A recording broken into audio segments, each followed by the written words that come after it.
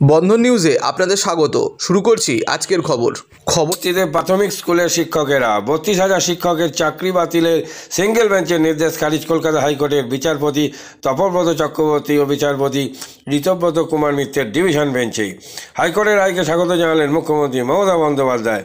রায় ঘোষণার পরে মুখ্যমন্ত্রী বলেন, বিচার ব্যবস্থাকে সম্মান করি। আমি খুশি যে আমাদের ভাই বোনেদের চাকরি বহাল রয়েছে। সত্যের জয় হলো বলে হাইকোর্টের ডিভিশন বেঞ্চের রায়ের পরে মন্তব্য রাজ্যের শিক্ষামন্ত্রী বার্ত বসুর। বিচারের মতো করবে, বিচারকে আমরা সুতরাং আমি সঙ্গে খুশি যে আমার চাকরি নতুন ভাই বোনেরা তাদের চাকরিকে আমি সহজ করতে পেরেছি। মহামান্য হাইকোর্টের এই রায় কার্যত বেআব্রু করে দিল সেই নেক্সাসকে যে অতৃপ্ত প্রেতাত্মারা চেয়েছিল 32,000 পরিবারের চোখের জলের বিনিময়ে পলিটিক্যাল ডিভিডেন্ড কুড়োতে। যে রাজনৈতিক কাকচিল শকুনরা এতগুলো মানুষকে কাঁদিয়ে রাজনীতির ময়দানে ফায়দা লুটতে চেয়েছিল, আমরা দেখেছিলাম যে একজন বিচারপতি তার সিঙ্গেল বেঞ্চের রায়ে যে নির্দেশ এসেছিল, সেই বিচারপতি যখন পরবর্তীকালে সাংসদ হন এবং বিভিন্ন সময় তিনি সংবাদ মাধ্যমকেই জানিয়েছিলেন যে তিনি বিচারপতি থাকাকালীন বিজেপির সাথে তিনি যোগাযোগ রেখেছেন এবং বিজেপি তার সাথে যোগাযোগ রেখেছিল।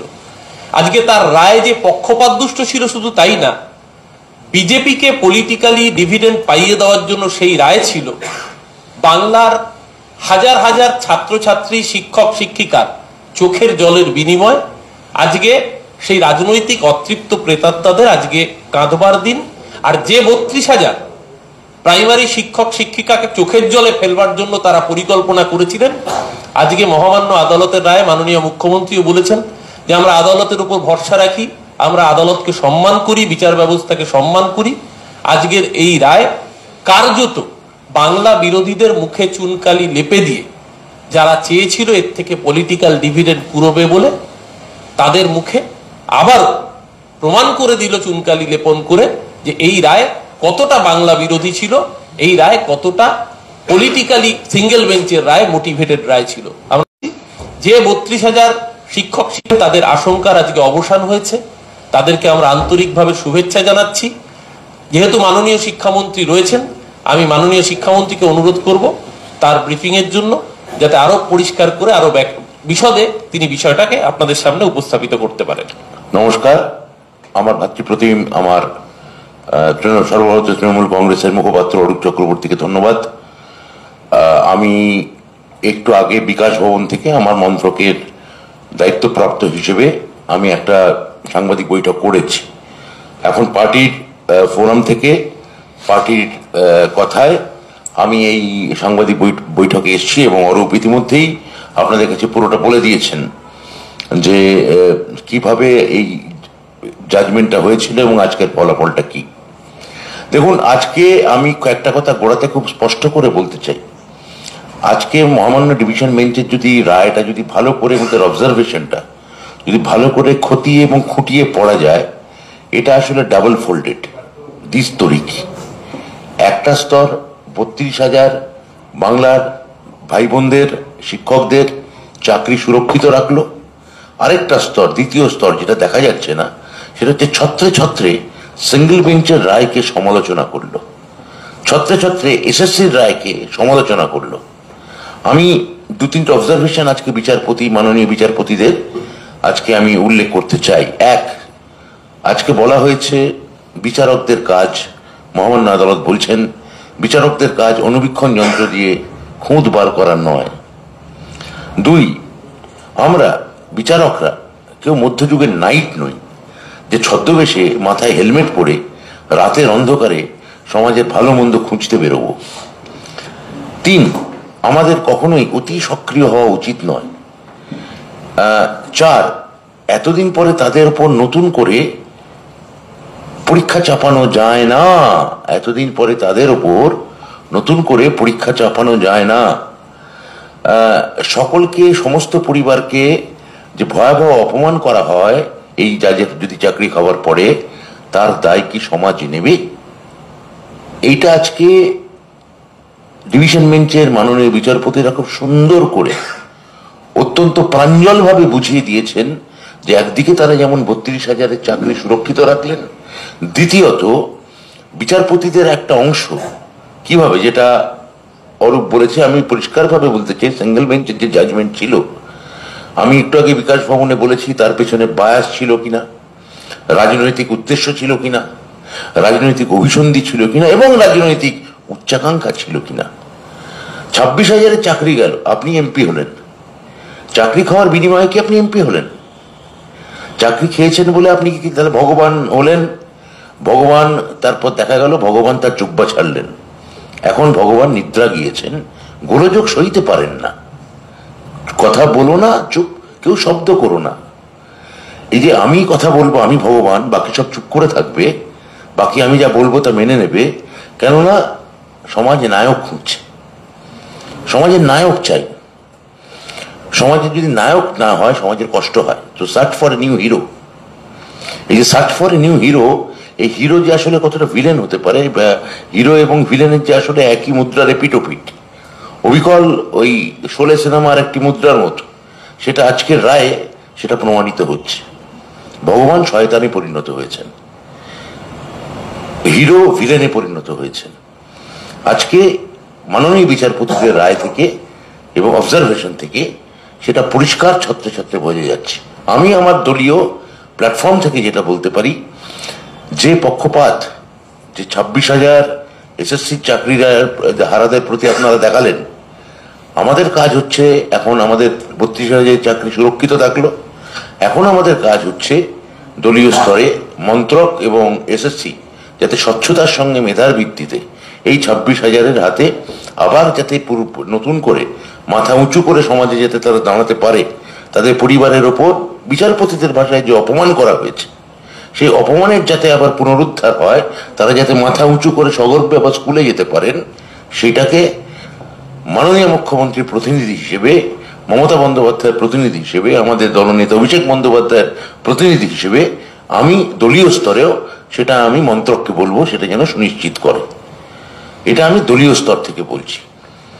তো এটা এসএসসি নিশ্চয়ই দেখবে, দপ্তর নিশ্চয়ই তার দিকে খেয়াল রাখবে, কিন্তু দলীয়ভাবে যে আক্রমণ, যে কুৎসা, 5 বছর ওই দপ্তরে আমরা বসে থেকেছি, কোর্ট কাছারি, কেন্দ্রীয় এজেন্সি, কখনো সিবিআই, কখনো ইডি, বিরোধীদের অপপ্রচার, নাগাড়ে আন্দোলন, বিরোধীদের আক্রমণ, আমাদের এই গণমাধ্যমের কোনো শ্রেণীর আক্রমণ, ডিজিটাল প্ল্যাটফর্মের আক্রমণ, তার মধ্যে দিয়ে 5 বছরে আজকে যেন এই 5 বছরের সরকার, এই সরকারের মেয়াদ আর কিছুদিনের মধ্যে শেষ হবে, একটা বৃত্ত যেন আজকে সম্পূর্ণ হলো। এখন এই 26,000-এর চাকরি যদি আমরা, যোগ্যদের চাকরি আমরা ফেরত দিতে পারি, তাহলে এই বৃত্ত একটা সম্পূর্ণতা পাবে। আমি তাদের আস্থা রাখতে বলবো এই সরকারের প্রতি, মুখ্যমন্ত্রীর প্রতি। আমাদের সরকার কেই একমাত্র ভরসা করা যায়। আপনারা দেখেছেন, যারা আপনাদের পক্ষে ছিলেন আজকে তারা আপনার বিপক্ষে গিয়ে দাঁড়িয়েছেন, যারা আপনাদের বন্ধু ছিলেন তারা আপনার আজকে শত্রু হিসেবে পরিগণিত হয়েছে, যারা আপনাদের কালকে ভাত দিতে চেয়েছিলেন আজকে তারা আপনাদের ছুরি মারতে চাইছেন। আপনারা চিনে নিন আপনাদের সঙ্গে কারা আছে, কারা ছিল, কারা আছে, কারা থাকবে। আমি খুব পরিষ্কারভাবে বলতে চাই, তৃণমূল কংগ্রেস, তার দল এবং সরকার এই চাকরিহারা শিক্ষকদের পাশে ছিল, আছে এবং থাকবে।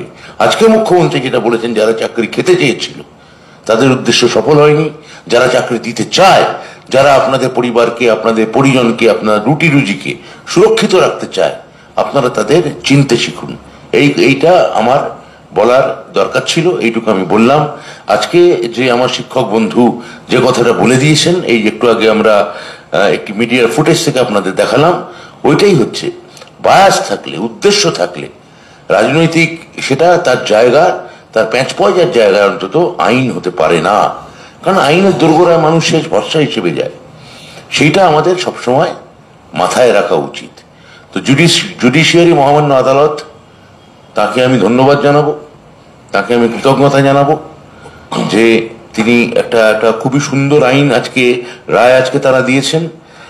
এবং আপনারা যারা কেউ চাইলে এর বিরুদ্ধে সুপ্রিম কোর্টে যেতে পারেন। আমি 32,000 শিক্ষককে বলবো, যারা কম খরচে বিশ্বমানের আধুনিক চিকিৎসার হুগলির মিডল্যান্ড নার্সিংহোমে বাংলার বিশিষ্ট চিকিৎসকরা এই নার্সিংহোমে রোগীদের চিকিৎসা করেন। জটিল রোগের চিকিৎসার জন্য রোগীদের আর দক্ষিণ ভারত যাওয়ার দরকার নেই।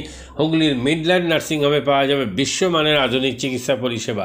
এখানে প্রসূতি, মা ও সদ্যজাত শিশুদের বিশ্বমানের আধুনিক চিকিৎসা পদ্ধতিতে চিকিৎসা করে থাকেন গাইনো ও শিশু চিকিৎসকরা। দুপুর 12টা হোক বা রাত্রির 12টা, রোগীদের জন্য 24 ঘন্টা চিকিৎসা পরিষেবা বজায় রেখেছে হুগলির মিডল্যান্ড নার্সিংহোম। আমি ডক্টর মানস ঘোষ, আমি মিডল্যান্ড নার্সিংহোমের মেডিকেল ডিরেক্টর। বিশেষত্ব বলতে যেটা আপনি বললেন, একটা হচ্ছে এনআইসিইউ, নিউনেটাল কেয়ার ইউনিট। আমি বলতে পারি এটা আমাদের আশেপাশে হুগলি জেলায় নেই। নিউনেটাল মানে হচ্ছে যেটা বাচ্চা জন্মের পরেই প্রথম 28 দিনকে আমরা নিউনেট বলি, প্রথম ফার্স্ট 4 উইকস। তো এই সময়ে বাচ্চাদের সমস্ত রকমের চিকিৎসায় বলুন বা তাদের দেহের গঠন বলুন বা তাদের রোগগুলোই বলুন, সেগুলো সবগুলো অন্যান্য বাচ্চা মানে তার থেকে বড় বাচ্চার থেকে কিন্তু অনেকটাই আলাদা।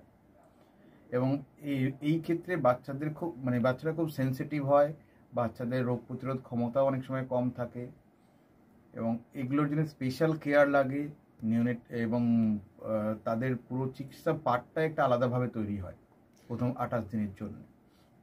আমরা এখানে চুঁচুড়া, বিশেষ করে চুঁচুড়া এবং হুগলিবাসীর জন্য এই জিনিসটা আমরা আনতে পেরেছি, যেখানে আমাদের বাচ্চাদের এই নিউনেটদের ক্রিটিক্যাল মানে খুব খারাপভাবে যে নিউনেটগুলো জন্মেছে বা যারা জন্মের পরে যারা হাঁপাচ্ছে বা যারা মেকোনিয়াম খেয়ে ফেলেছেন বা যাদের কোনো জন্মের পরে কোনো রকমের শ্বাসকষ্ট বলুন বা কোনো রকমের অসুবিধে হয়েছে বা জন্ডিস ধরা পড়েছে বা অন্য কোনো কমপ্লিকেশান হয়েছে, সেই ধরনের বাচ্চাদের চিকিৎসা করার জন্য উপযুক্ত ব্যবস্থা আমরা এখানে করতে পেরেছি। তার ভিতরে আমরা বলতে পারি আমাদের এখানে ওয়ার্মার আছে সাফিসিয়েন্ট, আমাদের এখানে 6টা বেডের জন্য ওয়ার্মার আছে এবং আমাদের এখানে ফটোথেরাপি মানে বাইলেয়ার ডবল সারফেস ফটোথেরাপি আছে যাদের কনজেনিটাল বা যাদের জন্ডিস ধরা পড়েছে তাদের জন্যে, এবং বাচ্চাদের ভেন্টিলেটার আছে আমাদের একদম নিওনেটদের জন্য। এই ভেন্টিলেটার সাধারণভাবে সব জায়গায় পাবেন না, এবং বাচ্চাদের বাবেল সিপ্যাপ যেটা একটা স্পেশালাইজ মেশিন, বাচ্চাদের যেহেতু ভেন্টিলেটার খুব বেশি লাগে না, কিন্তু বাবেল সিপ্যাপ বলে একটা জিনিস খুব বেশি লাগে তাদের অক্সিজেনের পরিমাণ কমে গেলে, তাদের শ্বাসকষ্ট হলে, সেটাও আমাদের এখানে আছে। এবং আমি কিছুদিন আগে আমাদের একটি বাচ্চা এখানে ভর্তি হয়েছিলেন যার শ্বাসকষ্ট হতে শুরু করেছিল জন্মের 6 ঘন্টা পর থেকে, এবং সুন্দরভাবে তাকে আমরা এখানে চিকিৎসা দিয়েছি। আমাদের এখানে দুজন খুব ইয়ং মানে এনথুজিয়াস্টিক পেডিয়াট্রিশিয়ান আছেন, ডক্টর মৈত্র এবং ডক্টর ঘোষ। তো তাদের দুজনের আন্ডারেই বাচ্চা ভর্তি ছিলেন। অন্য পেডিয়াট্রিশিয়ানরাও আসেন, বাট এনারা আমাদের এখানে সবসময়ই থাকেন মোটামুটি একটা স্তম্ভের মতো আমাদের নিউনেটাল কেয়ার ইউনিটের জন্য। এবং বাচ্চাটি এই মুহূর্তে খুবই ভালো আছে, তাকে আমরা ডিসচার্জ করেছি। এটা কি প্রিম্যাচিওর বেবিদের ক্ষেত্রে এটা বেশি প্রয়োজন হয়?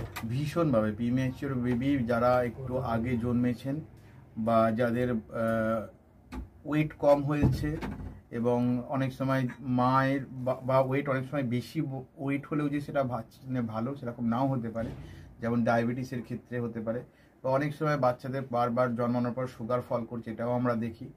অনেকগুলো কারণে যেগুলো জন্মের পরেই যে সমস্ত সমস্যাগুলো হয় সেগুলোর জন্য এরকম স্পেশালাইজ ইউনিট দরকার হয়, নিউনেটাল কেয়ার ইউনিট, এবং সেটা আমরা এখানে করতে পেরেছি। প্রথম কথা হচ্ছে জীবনের দাম সব থেকে বেশি, ঠিক আছে, এবং যে মা 10 মাস তার বাচ্চাটাকে গর্ভে ধারণ করেছেন তার জন্য সারা পৃথিবীর সব থেকে মূল্যবান জিনিস বা সেই বাবাটির জন্য কিন্তু সেই শিশুটি। রিগার্ডিং কস্ট যদি বলেন, আমরা এমনিতে একটা মফস্বল এলাকাতে থাকি এবং আমাদের পুরো নার্সিংহোমটাই মফস্বল এলাকাতে। আমরা সেটার কথা মাথায় রেখেই আমাদের যে সমস্ত কস্টগুলো রেখেছি, এবং এই যেটা বললাম কয়েকদিন আগেই আমাদের একটি বাচ্চা যাকে হঠাৎ করে শিফট করতে হয়েছিল নিকুতে, সে চিকিৎসা পেয়ে গেল। তার বাবা মা দুজনেই খুব স্যাটিসফাইড। আমাদের যে ফেসবুক আছে, পেজ আছে, সেখানে আপনারা তাদের কথা শুনলে বুঝতে পারবেন। এবং কস্ট মানে যথেষ্ট রিজনেবল, আমি একেবারে কম বেশি এরকম বলবো না, আমি বলবো রিজনেবল। আমাদের মফস্বলের জন্য যেটা হওয়া উচিত সেই রকমই।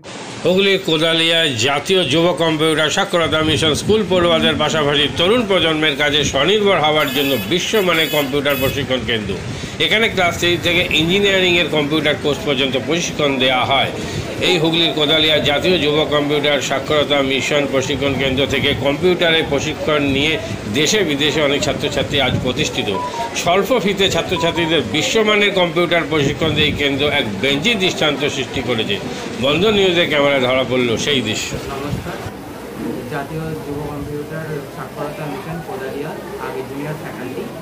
এখানে ক্লাস 3 থেকে ইঞ্জিনিয়ারিং অবধি সমস্ত রকম কোর্স করানো হয় এবং তার সাথে সাথে প্রফেশনাল কোর্স যেমন সি++, Java, power BI, Tally, GST, web development, app development, power BI etcetera সব রকমের কোর্স করানো হয়, কম্পিউটার কোর্স করানো হয়। এখানে ইংলিশ মিডিয়াম এবং বাংলা মিডিয়ামে দু রকম স্টুডেন্টদেরই সব রকম কোর্স করানো হয়।